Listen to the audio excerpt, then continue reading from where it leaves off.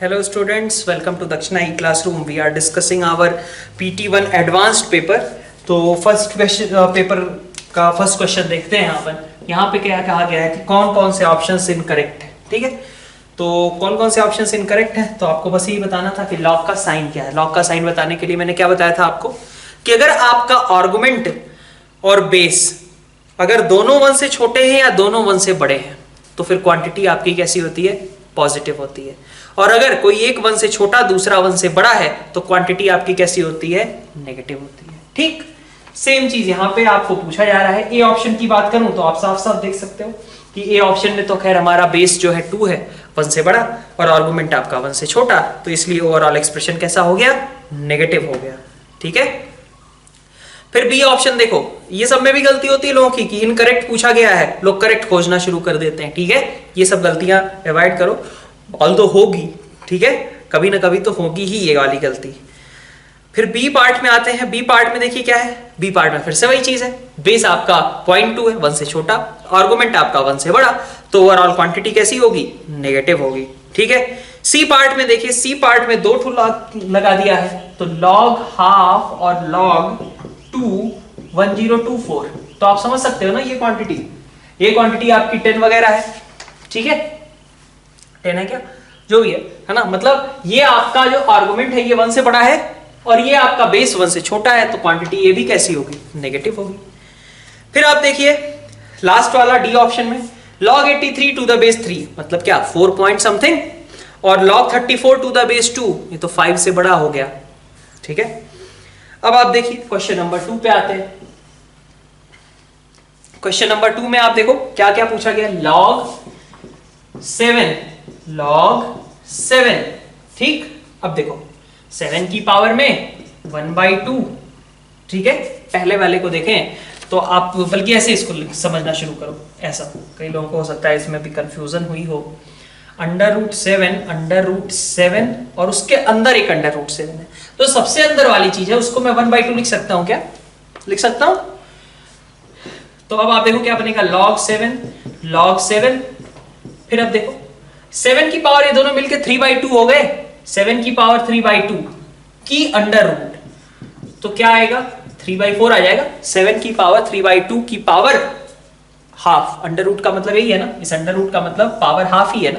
ठीक है, इस अंडर रूट को मैं अगर हटा करके ऐसा लिख दूं तो किसी को कोई तकलीफ नहीं होनी चाहिए। ठीक है, तो ये आपके पास कितना आ गया, 7 की पावर 7/4 है ना, तो log 7 और यहां 7 की पावर 7/4, ये दोनों का मिला के हो गया है ना, 7 की पावर 1, 7 की पावर 3/4, 7 की पावर 7/4 और की पावर में हाफ, मतलब 7/8।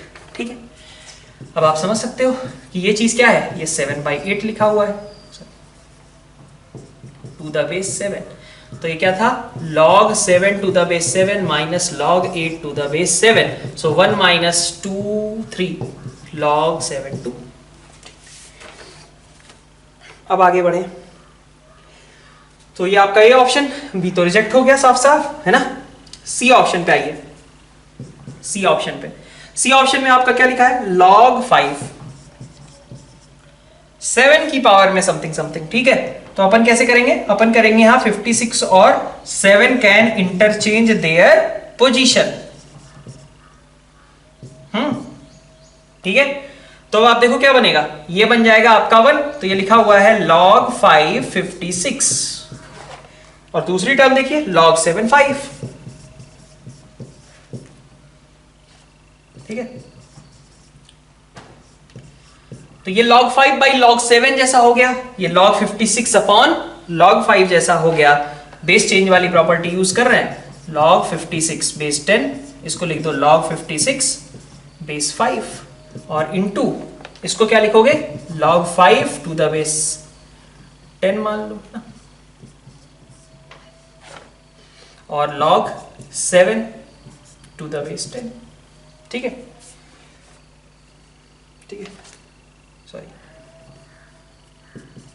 ये बनेगा ना।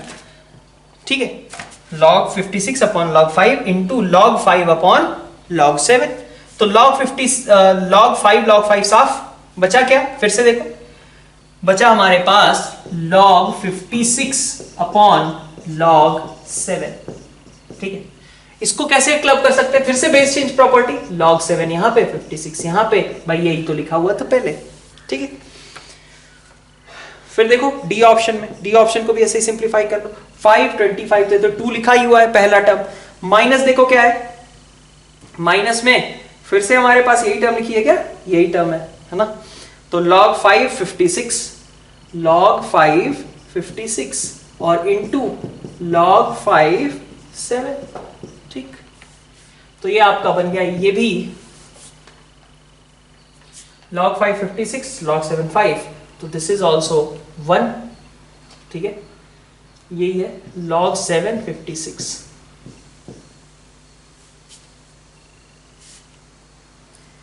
यहां पे हमारे पास क्या था, log 7 56। अच्छा सॉरी, ठीक है, इसको थोड़ा एक स्टेप और ब्रेक कर लेते हैं ना। log 7 7 plus log 7 8।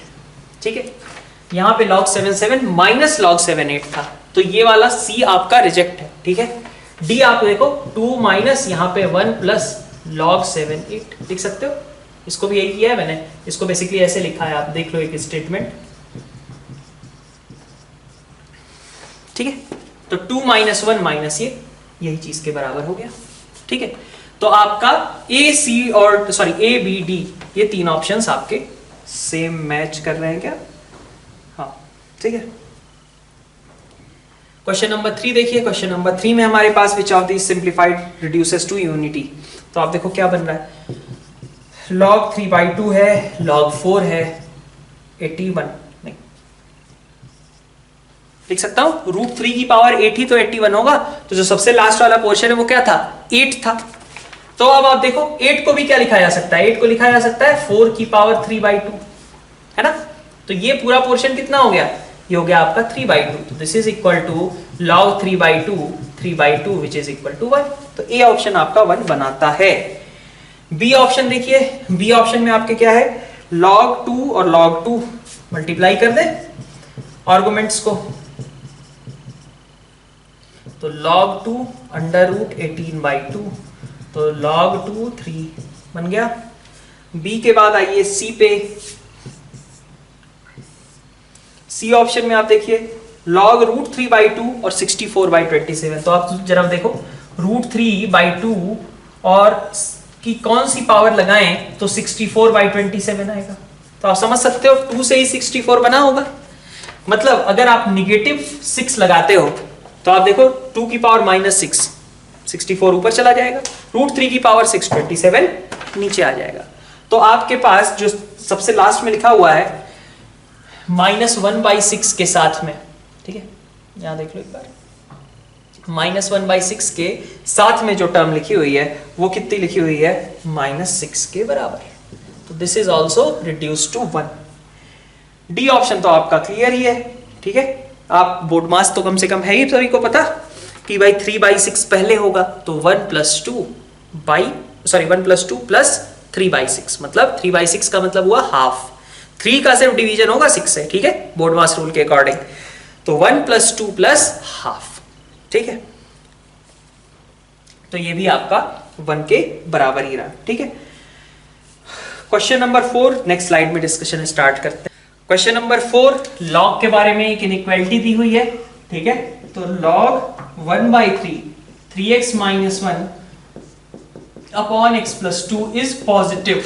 ठीक, 1/3 हटाएं, तो जब log आप हटाओगे तो इनइक्वालिटी साइन पलट जाएगा। क्यों? क्योंकि बेस कैसा था आपका, 1 से छोटा था।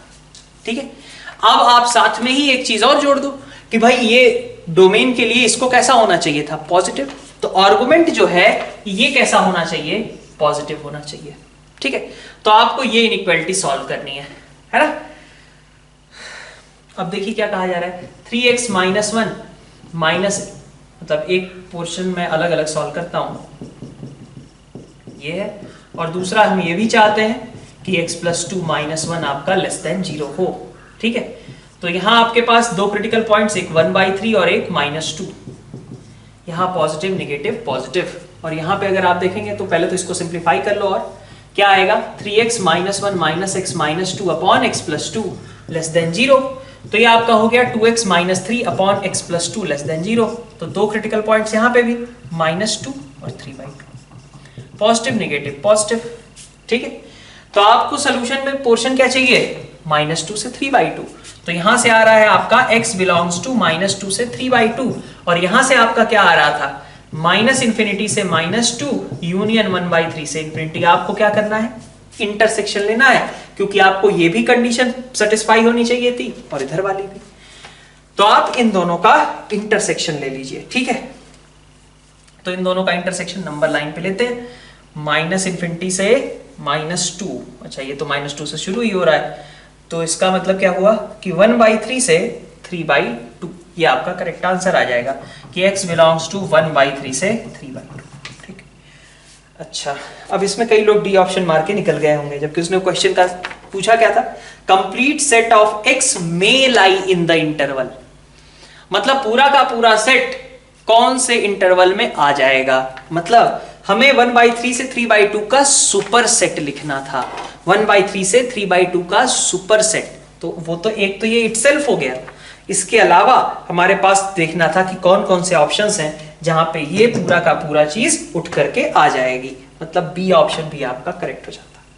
ठीक है, और देखिए आप 1/2 से 1 के बीच में आ पाएगा क्या, नहीं आ पाएगा, क्योंकि 1/3 छोटा है उससे।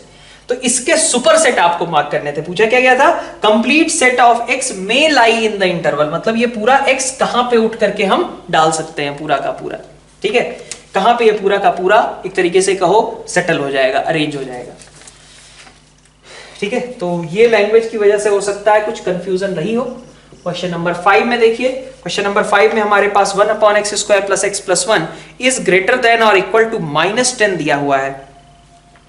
आपको पता है कि डिनोमिनेटर आपका जो क्वाड्रेटिक लिखा हुआ है वो कैसा है, डी निगेटिव है, स्टैंडर्ड फॉर्म में है क्वाड्रेटिक, और उसकी डी निगेटिव है, मतलब 1/x² + x + 1 आपको पता चलना चाहिए कि ये जो क्वांटिटी है वो कैसी थी, हमेशा पॉजिटिव थी, है ना। तो अगर ये क्वांटिटी इसका डी निगेटिव है, ठीक है, डी निगेटिव है, तो हम क्या करते थे, हटा देते थे। क्यों हटाते थे, क्योंकि ये एक्सप्रेशन हमेशा कैसा हो जाता था, पॉजिटिव हो जाता था। ठीक है, तो ये क्वाड्रेटिक चूंकि हमेशा पॉजिटिव था, इसलिए आप कह सकते हो कि ये ओवरऑल एक्सप्रेशन आपका हमेशा पॉजिटिव होगा। इसलिए x कुछ भी हो, ये -10 से तो बड़ा होगा ही होगा। ठीक है, अगर ये पॉजिटिव है तो इसका मतलब -10 से बड़ी ही होगी हमेशा क्वांटिटी, और दैट मींस कि हमारे पास आंसर -∞ से इन्फिनिटी है। ठीक है, कैन भी पूछा है, तो कैन भी का मतलब ये है कि मतलब बी तो पूरा होगा ही होगा। ठीक है, सी भी मार्क कर दे तो कोई दिक्कत नहीं, सोल्यूशन हमारा ये भी करेक्ट है। ठीक है, फिर आप देखो सी ऑप्शन में देखो -1 से 0, 1 से 2, कुछ भी लिख दे, सभी तो सोल्यूशन है ना इसके। कंप्लीट सोल्यूशन नहीं पूछा है, कंप्लीट पूछा होता तो फिर बी ऑप्शन ही होता, नहीं तो पूछा सोल्यूशन कैन बी, कुछ भी लिख दो, कुछ भी रियल नंबर्स उठा के लिख दो, सभी तो इसके सोल्यूशन ही होंगे, क्योंकि -∞ से इन्फिनिटी सब इसको सेटिस्फाई करते हैं। ठीक है, क्वेश्चन नंबर 6 देखते हैं। क्वेश्चन नंबर 6 में हमारे पास which of the following are non negative. ठीक है, नॉन निगेटिव पूछा है, तो e की पावर ln3, तो ये कितना हो गया, e की पावर, पहले तो ln3 and e can interchange their positions, so ln3 raise to power ln। ठीक है, ऐसा कुछ समझ सकते हैं क्या। तो आपके पास ये कितना आया, आपके पास आया ln3 के बराबर, तो ln3 का मतलब हुआ log e3, ये 1 से बड़ा, 3 1 से बड़ा, तो ओवरऑल क्वांटिटी पॉजिटिव ही होगी। फिर आप देखो बी ऑप्शन आपका असाइनमेंट में ही था, असाइनमेंट में ही आपने निकाल रखा है कि ये वैल्यू कितनी आती थी, 0 के बराबर आती थी। ठीक है, तो इसे फिर से रिपीट करने की जरूरत नहीं पड़नी चाहिए। अगर आपको कंफ्यूजन है तो एक बार आप असाइनमेंट में देख लो, मैच द कॉलम में ये क्वेश्चन दिया हुआ था फंडामेंटल्स में। सी में आप देखिए log 5 1/3 log 5 3 -1।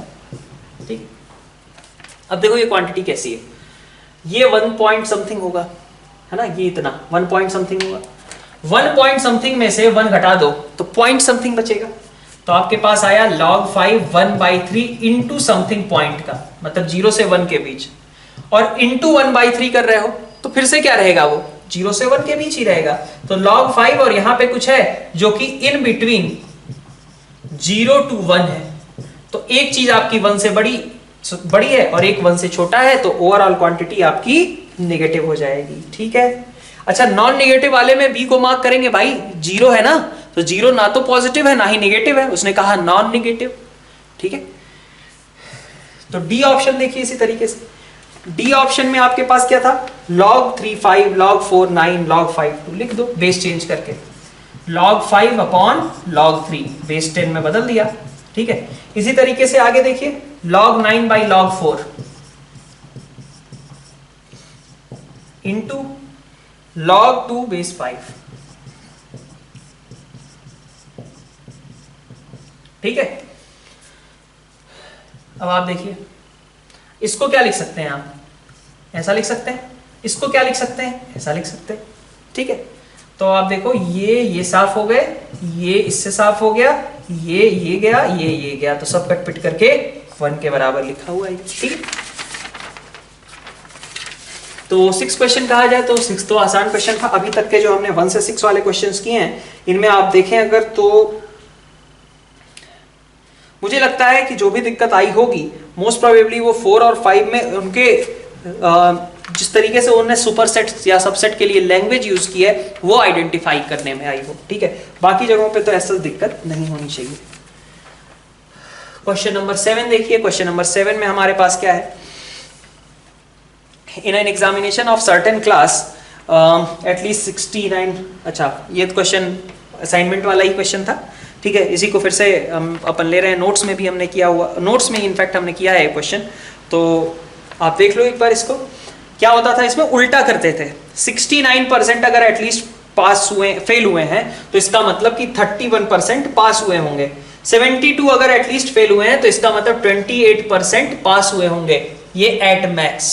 ठीक है, एटलीस्ट उतने फेल हुए तो बाकी जो बच्चे वो एट मैक्स ही होगा ना पास होने के लिए। फिर बाकी 80% एटलीस्ट मैथ में फेल हो गए तो बाकी मतलब 20% एट मैक्स पास हुए मैथ में, और एटलीस्ट 85 फेल्ड इन इंग्लिश तो 15% एट मैक्स हो गए जो कि इंग्लिश में पास हुए हों।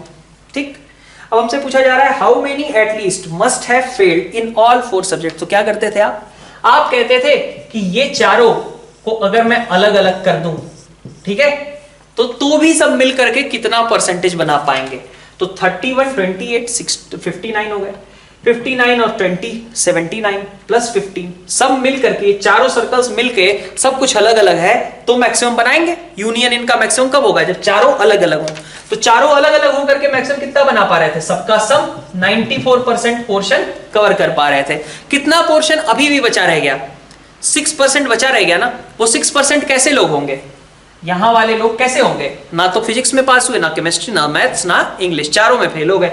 तो ये जो बाकी 6% लोग हैं यही कॉन्स्टिट्यूट करते हैं इसका बचा हुआ रीजन। ठीक है, तो नोट्स में भी हमने इस क्वेश्चन को कर रखा है सेट्स में, तो आप उसको भी एक बार रेफर कर सकते हो अगर किसी से ये क्वेश्चन नहीं सॉल्व हुआ है तो।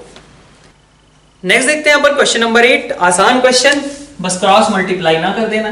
क्वेश्चन नंबर 8 में 14x upon x plus 1 minus 9x minus 30 upon x minus 4, ठीक है, और लेस देन 0, ये आपको सॉल्व करना था।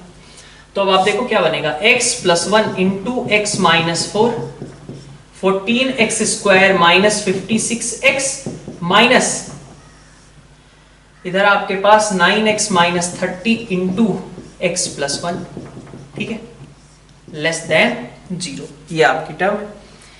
ठीक है, तो ये बन के क्या आ जा रहा है ओवरऑल, ये मल्टीप्लाई करके 5x square minus 35x plus 30, ठीक है, ऐसा कुछ। और डिवीजन में आपके पास है x plus 1 into x minus 4, ये आपको सॉल्व करना था। इक्वलिटी तो क्वेश्चन में दी नहीं है, ठीक है।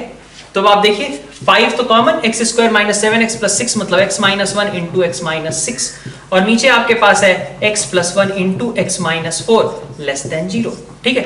तो एक बार देख लेते हैं आपके पास क्रिटिकल पॉइंट्स क्या है। एक क्रिटिकल पॉइंट है -1, एक क्रिटिकल पॉइंट है आपका 1, एक क्रिटिकल पॉइंट है 4 और एक क्रिटिकल पॉइंट है 6। Positive negative positive negative positive, ठीक। तो आपके पास लेस देन 0 वाला पोर्शन लेना था, कहां आएगा, -1 से 1 में, और यहां पे 4 से 6 में, ठीक है। ये आपके करेक्ट आंसर हो गए, है ना। हमें लेस देन 0 वाला पोर्शन मार्क करना था ना, तो हमारे पास, हाँ, हमें विच of the following set satisfy पूछा गया है, तो अपने को इसका कोई भी सबसेट इसको सेटिस्फाई करेगा। तो आप देखो 4 7 में तो कुछ एक्स्ट्रा चीजें आ गई, वो सेटिस्फाई नहीं कर पाएंगे क्योंकि ये तो 6 पे ही खत्म हो जाता था। 2 से 4 के बीच देखो, 2 से 4 तो है ही नहीं, वो तो हटा ही दो। फिर देखो 0 से 2, 0 से 2 में भी दिक्कत हो जाएगी क्योंकि 2 वगैरह नहीं आते। 5 से 6 आ जाएगा, 5 से 6 को मार्क कर देंगे, ठीक है। नेक्स्ट अपन देखते हैं क्वेश्चन नंबर 9। क्वेश्चन नंबर 9 में आप देखिए, तो क्वेश्चन नंबर 9 देखें अपन। क्वेश्चन नंबर 9 में हमारे पास फिर से बेस चेंज वाला क्वेश्चन है, आसान सा। log 3 अब log 2 है, इनफैक्ट log 2 अपॉन log 3 लिख दे, पहले वाली टर्म को टू द बेस 10 है ना, इनटू दूसरी टर्म को क्या लिख दे, इनटू log 3 अपॉन log 4 लिख दो, इनटू log 4 अपॉन log 5 लिख दो, और लिखते जाओ ऐसे ही।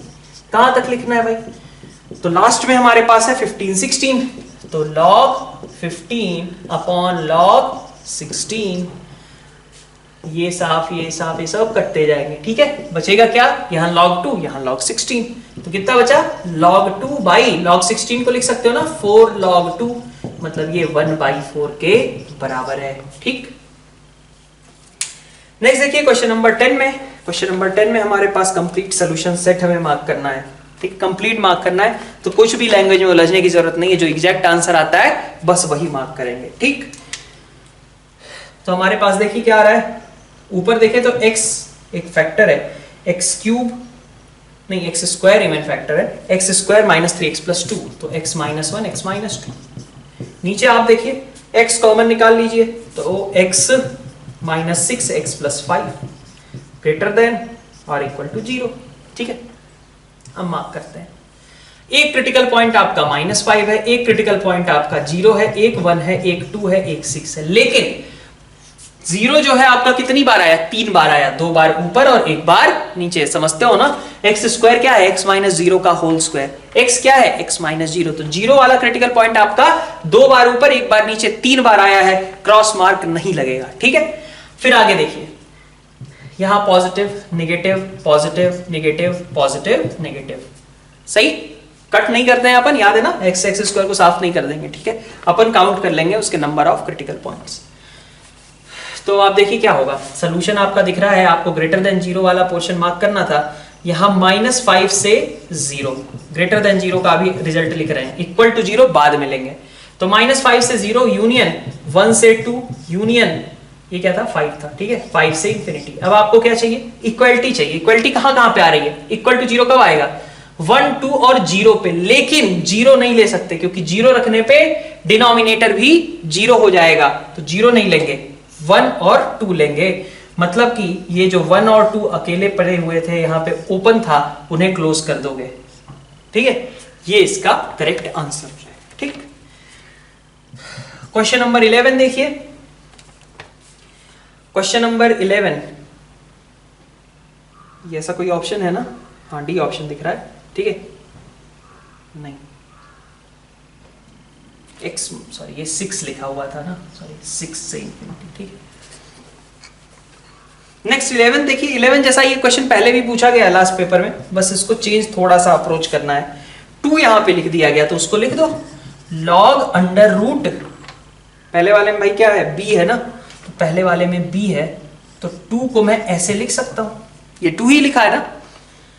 फिर देखो log under root B A, log under root B C, तो ये आपका कितना हो गया 1 upon log under root B A B C multiply, तो ए बी सी इधर इज इक्वल टू कितना हो गया, रेसिप्रोकल करेंगे तो दोनों अपनी पोजीशंस, ये दोनों इंटरचेंज कर लेंगे, ए बी सी आपका यहां आ गया, अंडर रूट बी आपका यहां आ गया, ठीक है। तो आपके पास log A B C under root B, ये आपकी पहली टर्म है, ठीक। तो पहली टर्म आपकी हो गई log A B C under root B, दूसरी क्या है भाई, तो log A B C under root C हो जाएगी, और ऐसे ही एक में आपका log A B C under root A हो जाएगा, तो कितना हो गया ये log A B C under root A B C, तो ये कितना बन गया आपका हाफ के बराबर बन गया, ठीक है। तो इसका आंसर क्या है आपका हाफ के बराबर। तो नेक्स्ट क्वेश्चन देखते हैं अपन, क्वेश्चन नंबर 12। क्वेश्चन नंबर 12 में हमारे पास x square minus 4x plus 3 into x minus 2 log x minus 1 is equal to 0 था। कुछ तो 0 होगा तभी ओवरऑल प्रोडक्ट 0 बना है। तो 12th देखो, x square minus 4x plus 3 0 हो जाए चलेगा, x माइनस 2 0 हो जाए तब भी चलेगा, और log ओवर x माइनस 1 0 हो जाए तब भी चलेगा। तो यहां से क्या आया, x इज इक्वल टू 1 3, यहां से क्या आया, x इज इक्वल टू 2, ठीक है, और यहां से क्या आया, x माइनस 1 1, मतलब x इज इक्वल टू 2। तो इफेक्टिवली हमारे पास तीन ही वैल्यूज आ रही, कौन कौन सी, 1 2 और 3। तो 1 रख दें तब भी चल रहा है, 2 रख दें, अच्छा 1 रखने पे तो दिक्कत हो जाएगी, 1 रखोगे तो log का आर्गुमेंट 0 हो जाएगा, तो 1 आपका रिजेक्ट हो गया, ठीक है, log का आर्गुमेंट को प्रॉब्लम हो जा रही थी। 3 किसी को दिक्कत नहीं, 2 किसी को दिक्कत नहीं, और बस 2, तो 3 और 2 यही दो आपके सॉल्यूशंस होंगे, मतलब नंबर ऑफ रूट्स आपके कितने हुए, 2 ही हुए। 13 देखिए, log x x square plus 7 greater than 0। अब देखो ये तो हमेशा पॉजिटिव है, कोई दिक्कत नहीं, डोमेन की आधी टेंशन तो ऐसे ही साफ। फिर आगे बढ़ते हैं, आगे हमने बोला कि इसमें तो 2 केसेस लेने पड़ेंगे, केस 1 लिया जबकि x हमारा 1 से छोटा है, तो जब 1 से छोटा है, बेस आपका वेरिएबल है ना, इसलिए 2 केस लेने पड़ते हैं ऐसे के। एक बार जब बेस हमारा 0 से 1 था, अगर बेस 0 से 1 था तो इनइक्वालिटी साइन पलट जाएगा, ठीक। तो x square plus 6 less than 0 कभी होगा क्या, नहीं, ठीक है, not possible, no such X exist. Case 2 x greater than 1 की बात कर लेते हैं, ठीक है, अगर x 1 से बड़ा है तो इनइक्वालिटी साइन चेंज नहीं होगा, सो x square plus 6 is greater than 0, ये तो हमेशा होता है, x बिलोंग्स टू r, ठीक है। लेकिन ये कब आप सॉल्व कर रहे थे, जब x आपका ग्रेटर देन 1 था, तो आपको इस केस के साथ इंटरसेक्शन भी तो लेना होता है, तो वो इंटरसेक्शन क्या देगा आपको, x ग्रेटर देन 1, इसको तो कोई प्रॉब्लम ही नहीं थी, जो यहां से था वही इंटरसेक्शन में आ जाएगा, x greater than 1 should be it's answer, ठीक है। तो बी ऑप्शन करेक्ट है, ए नहीं, क्योंकि वहां 1 इंक्लूडेड है ए में, तो उसको रिजेक्ट करेंगे, बी करेक्ट ऑप्शन। आइए क्वेश्चन नंबर 14 देखते हैं। क्वेश्चन नंबर 14 असाइनमेंट का ही question, A union B is equal to A union C, A intersection B is equal to A intersection C, तो मतलब B equal to C, simple सी बात, यही था, ठीक है। क्वेश्चन नंबर 15 देखिए, 15 में आपके पास क्या है, least positive integral solution of x1, तो पहले तो निकाल लो x1, पूरा क्वेश्चन पढ़ेंगे अपन, क्वेश्चन पहले देख लें क्या कह क्या रहा है। x1 क्या है, 5x plus 8 upon 4 minus x minus 2 less than 0, तो ये आपके पास है 5x प्लस 8 माइनस का 8 plus 2x upon 4 minus x less than 0, तो 7x upon 4 minus x less than 0, तो x upon x minus 4 is greater than, ठीक है। अब इसको मार्क कर लो, यहां पे 0 1 4 पॉजिटिव नेगेटिव पॉजिटिव, आपको पॉजिटिव वाला चाहिए था, तो माइनस इंफिनिटी से 0 यूनियन 4 से इंफिनिटी, ठीक है। अब आप देखिए यहां से कि आपको लीस्ट इंटीग्रल पॉजिटिव सॉल्यूशन कौन सा मिल रहा है, लीस्ट पॉजिटिव इंटीग्रल सॉल्यूशन 4 नहीं है, 4 तो इंक्लूड नहीं हुआ, अगला इंटीजर कौन सा आएगा, 5 आएगा, तो x1 आपका क्या था, 5 था, 4 से इंफिनिटी में पहला इंटीजर कौन सा मिलेगा आपको, 5 मिलेगा ना, तो पॉसिबल वैल्यूज ऑफ x1 5, बिल्कुल, ठीक है। नेक्स्ट आप देखिए पॉसिबल वैल्यूज ऑफ ए, अब आगे बढ़ते हैं। x1 जो है वो सेटिस्फाई करता है इक्वेशन fx इक्वल टू 0, तो 5 दूसरे वाली इक्वेशन को सेटिस्फाई करता है, fx इक्वल टू 0 बना देता है, तो आप देखो a by 5 into 5 square minus A square minus 1 upon 5 into 5 minus 1, ठीक है, तो यहां से क्या आया 5a minus A square minus 1, ठीक है, तो प्लस 1 माइनस 1 कट गए, बाकी बचा 5a minus A square is equal to 0, तो यहां से a की वैल्यू क्या आती हुई दिख रही है, 0 और 5 आती हुई दिख रही है, लेकिन 5 रिजेक्ट हो जाएगा क्योंकि बगल में उसने लिख दिया था a बिलोंग्स टू 0 से 1, ठीक है, तो 0 ने भी तुरंत आंसर एक्साइटेड होकर के a मार्क कर दिया, नेगेटिव लेकर के चले आए, जबकि वो सही आंसर निकाला था उन्होंने, क्योंकि उसने क्वेश्चन में कह रखा है a बिलोंग्स टू 0 से 1, इसलिए आप कौन सा आंसर मार्क करेंगे, सिर्फ 0 मार्क करेंगे, ठीक है। 5 आपका रिजेक्ट हो गया, only 0 should be the correct answer, ठीक है। तो इस तरीके की सिली मिस्टेक्स अवॉइड करनी है, ये आपको अभी बताया गया है इस क्वेश्चन के थ्रू। क्वेश्चन नंबर 17-18 देखिए। क्वेश्चन नंबर 17-18 में आपके पास n a b सब निकालना है, निकालते हैं। n क्या है आपका 7 रेज टू पावर log 49,900, ठीक है 49,900। तो 900 and 7 can interchange their positions, so it is 900 raised to power log 7 49, so it is half, 900 की power half, so it is 30। a की बात करते हैं। a क्या है? a का मतलब है आपका 2 रेज टू पावर log 2 4। ये तो खैर क्या लिखा है 4 ही लिखा है ना, 4 टू इंटरचेंज कर लो, तो मैं लिख ही देता हूं सीधा 4 plus 3 raise to power log 2 4। अब ये क्या लिखा हुआ है भाई 4 और 3 फिर से इंटरचेंज, सॉरी 3 स्क्वायर ही है यार, ये तो 3 स्क्वायर लिखा है ना, पावर तो क्या है log 2 log 4 बेस 2 का मतलब क्या है 2, तो 3 स्क्वायर मींस 9। फिर आगे देखो, फिर 4 की पावर में 1 लिखा हुआ है 4, ठीक है, माइनस 4 log 2 3। अब लास्ट वाले में आप 3 और 4 को इंटरचेंज कर लो, तो 3 log 4 2, ठीक है, ये आपका a हो गया 4 9 13 4 17 17 minus 9, so it is 8। a आपका 8 के बराबर है, ठीक है। d आप और निकाल लो, d आपका क्या था log 49 बेस 5,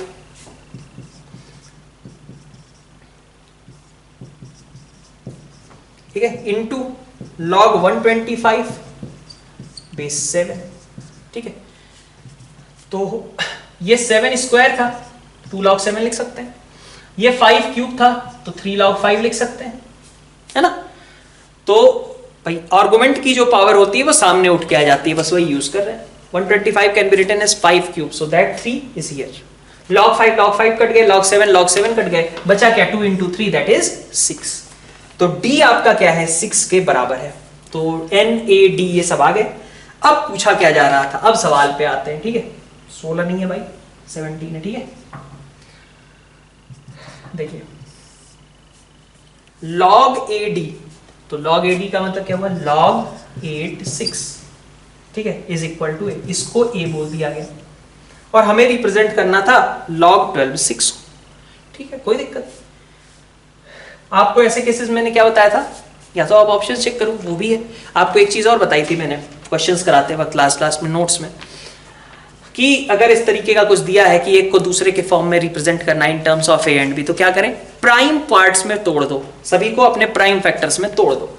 तो ये क्या बन जाएगा log 2 क्यूब यहां बनेगा ना, 2 क्यूब को मैं यहां पे लेते आता हूं भाई, 2 की पावर 3, तो that 3 will be in reciprocal in front, तो 1/3 log 2 6 को लिख दिया 2 into 3,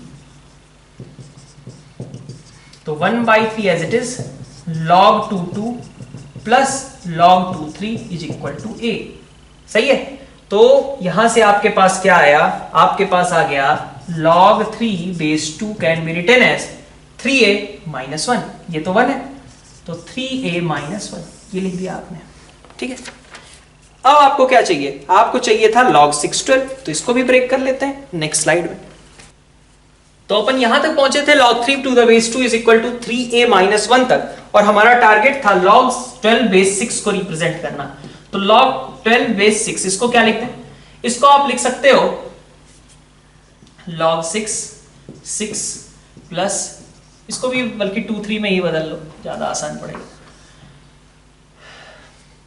या फिर ऐसे ही लिखें, चलो log 6 प्लस log 2 बेस 6 लिख सकता हूं, तो ये आपका 1 हो गया, प्लस log 6 बेस 2, है ना, इसको मैंने ऐसे लिख लिया log 2 base 2 upon log 6 base 2 लिख सकता हूं, है ना।